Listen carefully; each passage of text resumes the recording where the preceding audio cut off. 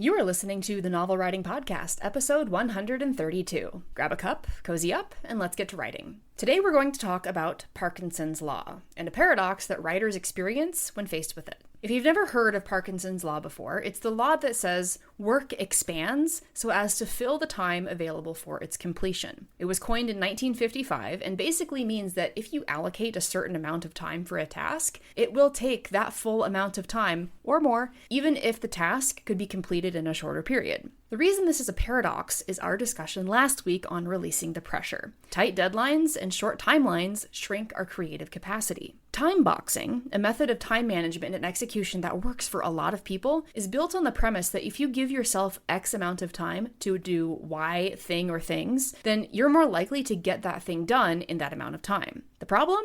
We can't really shove writing into a box. It's hard to articulate a result we want to complete when time boxing for writing, which means that you can set a time box for an hour to write, but then end up staring at the blank screen with the cursor blinking at you like it's a menace because A, you didn't prepare properly, B, you didn't give yourself enough time, or C, both. If we give ourselves all day to hit 1,000 words, it will take all day to hit 1,000 words. But if we give ourselves an hour to hit 1,000 words, there's a high chance those words will be of a worse quality than if you really thought creatively all day about those 1,000 words and the final product was 10 times better. And then sometimes we want to get the words out as fast and as furious as possible, especially if you're in a writing challenge to get 1,667 words a day for 30 days. That's 50,000 words in 30 days. That's intense. And during challenges like that, we don't have the luxury of spending all day every day on those words. We have to shove them into a box, and as a result, the quality really will be worse. But that's not a bad thing because the editing process exists. It's just a matter of recognizing that the more time you have to let your brain noodle and be creative, the better your writing will probably be.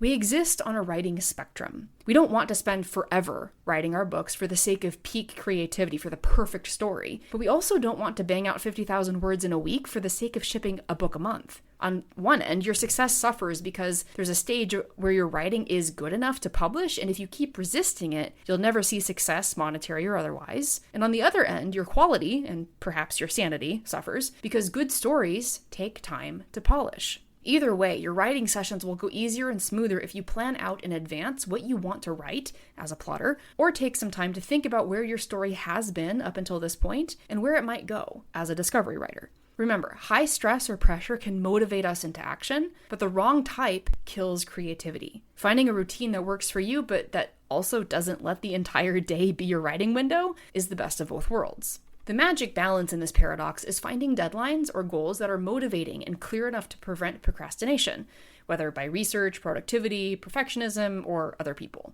but not so tight that you experience counterproductive stress like in the episode from last week. That is it for today's episode. If this has been helpful for you, I'd really appreciate it if you left a rating or review on your platform of choice. While it does nothing for me personally, it does help other writers find this podcast. And if you'd like to send me or the Tally Inc. team a message, there is now a texting option in the description. Thanks for joining me, and remember, the first draft is supposed to be garbage.